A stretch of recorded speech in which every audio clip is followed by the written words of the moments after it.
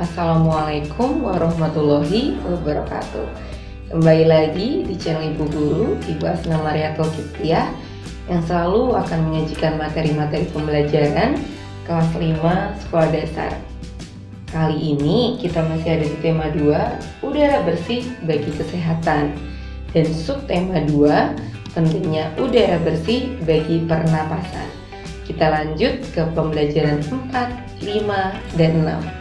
Simak baik-baik ya. Nah, anak-anak, kita pertama kali akan belajar tentang pengaruh kegiatan ekonomi terhadap kesejahteraan masyarakat. Ingat ya anak-anak, kegiatan ekonomi itu ada 3, produksi, distribusi, dan juga konsumsi. Nah, sekarang kita lihat pengaruh kegiatan ekonomi terhadap kesejahteraan masyarakat di bidang kegiatan produksi. Yang pertama adalah tentu saja dengan adanya kegiatan produksi mendapatkan keuntungan sehingga dapat mencukupi kebutuhan hidup. Berikutnya, kegiatan produksi juga membantu membuka lapangan kerja dan mengurangi pengangguran. Nah, yang ketiga, pengaruh kegiatan ekonomi terhadap kesejahteraan masyarakat, khususnya kegiatan distribusi. Nah, kegiatan distribusi ini pengaruhnya adalah mempercepat hasil produksi sampai kepada konsumen. Kemudian yang kedua, mempercepat pemenuhan kebutuhan masyarakat.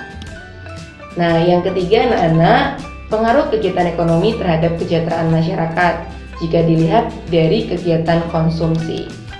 Nah, dengan adanya kegiatan konsumsi, maka konsumen mendapatkan kepuasan karena mereka dapat menggunakan barang yang mereka butuhkan. Yang kedua, dapat menghasilkan keuntungan. Dengan adanya kegiatan konsumsi, para produsen tentu saja menghasilkan keuntungan. Nah, anak-anak, itu dia pengaruh kegiatan ekonomi terhadap kesejahteraan masyarakat. Berikutnya, yang kedua adalah gangguan pernapasan pada manusia. Nah, kemarin kalian sudah belajar tentang beberapa gangguan pernapasan pada manusia. Kali ini masih ada gangguan pernapasan pada manusia yang lain. Yang pertama adalah asfiksi. Asfiksi merupakan gangguan pada pengangkutan dan penggunaan oksigen oleh jaringan akibat tenggelam, pneumonia, atau keracunan karbon monoksida. Yang kedua adalah asidosis, merupakan gangguan sistem pernapasan akibat peningkatan kadar asam karbonat dan asam bikarbonat dalam darah.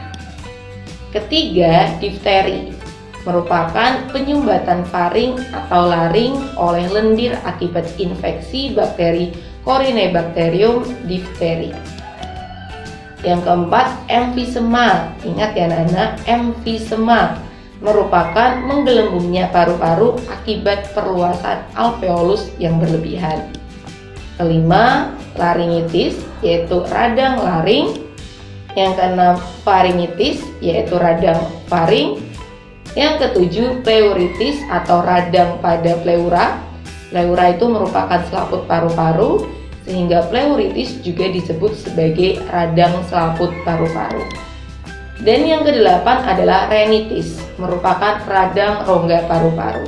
Jadi yang belakangnya tis-tis itu biasanya dia menandakan adanya sebuah radang anak-anak.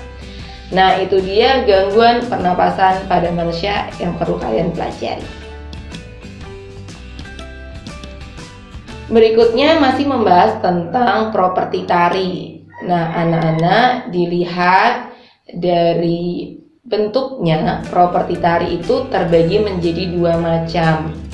Yang pertama ada stage property dan yang kedua adalah dance property. Stage property merupakan media atau peralatan yang diatur atau diletakkan di area pentas. Contohnya panggung, set lampu, background, dekorasi, dan sistem suara. Yang kedua, seperti yang kalian pahami, dance property merupakan media atau alat yang digunakan pelaku tari dalam pertunjukan. Ya, contohnya tentu saja kipas, topeng, sampur atau selendang, tombak, payung, dan piring. Itu dia properti tari jika dilihat dari dua bentuknya, yaitu stage property dan dance property. Berikutnya kita masih akan membahas tentang beberapa nama tarian, asal tarian, dan juga properti yang digunakan. Yang pertama ada tari legong, berasal dari Bali dan properti yang digunakan adalah kipas. Ini dia tari legong. Yang kedua, tari baksa kembang, berasal dari Kalimantan Selatan, menggunakan properti berupa rangkaian bunga. Ini dia tari baksa kembang. Berikutnya ada tari payung, yaitu tarian yang berasal dari Sumatera Barat yang menggunakan properti payung. Yang keempat, tari topeng Cirebon yang berasal dari Jawa Barat menggunakan properti berupa topeng. Kemudian tari reog berasal dari Jawa Timur menggunakan properti berupa topeng reog. Ini dia tari reognya. Kemudian tari pendet berasal dari Bali menggunakan properti berupa bokor. Bokor itu mangkuk perak berisi bunga. Ini dia tari pendet. Berikutnya tari bondan berasal dari Provinsi Jawa Tengah menggunakan properti berupa payung, boneka, dan kendi. Ini dia tari bondan. Nah, berikutnya anak-anak masih membahas tentang hak, kewajiban, dan tanggung jawab. Tapi kali ini hak, kewajiban, dan tanggung jawabnya sebagai peserta musyawarah. Yang pertama, hak peserta musyawarah ya anak-anak. Yang pertama, memberikan saran dan kritik. Kemudian peserta berhak menyampaikan pendapat, menyetujui atau menolak pendapat orang lain, mendapat perlakuan yang sama, serta mendapatkan keadilan. Berikutnya, kewajiban peserta musyawarah. Yang pertama, menghormati perbedaan pendapat, menghargai pendapat orang lain. Kemudian, peserta melaksanakan keputusan musyawarah dengan penuh tanggung jawab, serta tidak memperkeruh suasana musyawarah. Berikutnya, tanggung jawab peserta musyawarah. Yang pertama, menjalankan hasil keputusan musyawarah, serta menjalankan tugas masing-masing atau kelompok dengan penuh tanggung jawab. Itu dia hak, kewajiban, dan tanggung jawab sebagai peserta musyawarah. Berikutnya yang terakhir, materi bahasa Indonesia tentang menggali informasi dari teks pendek atau cerpen. Sekarang Bu Asna akan membacakan sebuah cerpen berjudul Tanggung Jawab Riko. Simak baik-baik ya. Hore, akhirnya kita bisa pulang ya ayah, kata Riko. Iya nak, ayah juga senang kondisi Gunung Merapi telah normal dan kita bisa kembali ke rumah, tanggap ayahnya. Riko, ayah dan 340 warga Cangkringan Sleman kini sudah bisa kembali ke rumah masing-masing. Mereka sudah 2 hari tinggal di pengungsian karena dampak peningkatan aktivitas Gunung Merapi. Pagi ini mereka pulang dari pengungsian dengan menaiki bus bantuan. Di perjalanan, Riko mengamati keadaan jalan. Rumah-rumah warga dan pohon-pohon yang tampak putih tertutup abu vulkanik. Riko masih terbayang letusan Gunung Merapi kemarin lusa yang disertai suara gemuruh dan getaran yang menggetarkan jendela kaca rumahnya.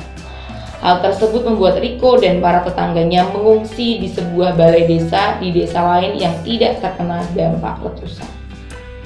Sampai di rumah, Riko meletakkan tas berisi pakaian-pakaiannya. Sementara ayah langsung bergotong royong membersihkan abu vulkanik di luar rumah bersama para tetangga. Ayah, di dalam rumah kita juga ada abu vulkanik, kata Riko pada ayahnya. Nanti ayah bersama paman akan membersihkannya nak. 6 tahun lalu ketika kamu masih berusia 3 tahun, rumah kita juga tertutup abu lebih tebal dari sekarang ini. Waktu itu ibu masih ada nak, kata ayah. Hal tersebut membuat Riko menjadi teringat ibunya yang sudah meninggal beberapa tahun lalu. Semoga ibu tenang di sana, gumam Riko. Ayah mengambil vakum cleaner, 1 ember besar air, dan kain untuk membersihkan perabotan rumah, seperti meja, kursi, dan almari. Ayah, Riko bantu ya? Boleh, tapi nanti kamu bantu mengepel lantai saja. Saat abu vulkanik tinggal sedikit dengan tetap memakai masker dan kacamata itu. Iya ayah, Riko juga pernah membaca artikel bahwa abu vulkanik tidak baik untuk saluran pernapasan dan mata, apalagi untuk anak-anak. makanya Riko akan berhati-hati. Setelah perabotan dan lantai dibersihkan dan abu vulkanika dimasukkan ke dalam kantong, kini saatnya mengepel lantai. Riko mendapatkan tugas mengepel lantai kamarnya sendiri. Akhirnya seluruh isi rumah bersih kembali. Ayah dan paman duduk di lantai ruang tengah rumah karena lelah. Riko ikut bergabung setelah sempat keluar dari rumah sebentar. Ayah, paman, ayo kita minum dulu, seru Riko. Ayah dan paman terpana melihat Riko yang membawa 3 botol air mineral. Rupanya barusan Riko menuju bus bantuan untuk mengambil jatah minuman bagi para pengungsi. Lalu minuman tersebut diberikan kepada ayah dan pamannya juga di rumah sendiri. Ayah tersenyum bangga pada Riko. Terima kasih nak, kamu memang pahlawan kecil ayah. Riko tersenyum senang, ia memang sejak kecil sudah dilatih ayahnya untuk selalu peduli, suka menolong dan tanggap terhadap sesama.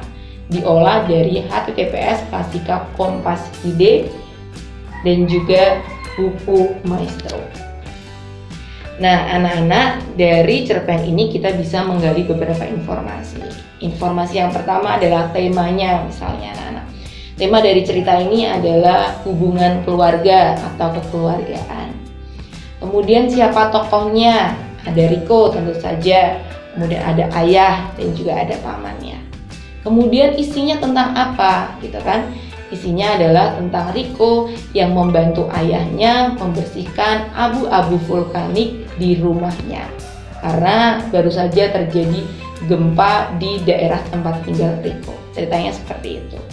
Nah, kemudian amanatnya apa anak-anak? Amanatnya adalah sejak kecil kita harus sudah punya rasa peduli, suka menolong, dan tanggap terhadap sesama. Itu dia beberapa informasi yang bisa digali dari cerpen ini. Nah, kalian bisa lebih banyak membaca lagi supaya semakin banyak informasi yang bisa kalian peroleh. Nah, anak-anak, itu saja pembelajaran kita hari ini. Semoga bermanfaat. Wassalamualaikum warahmatullahi wabarakatuh.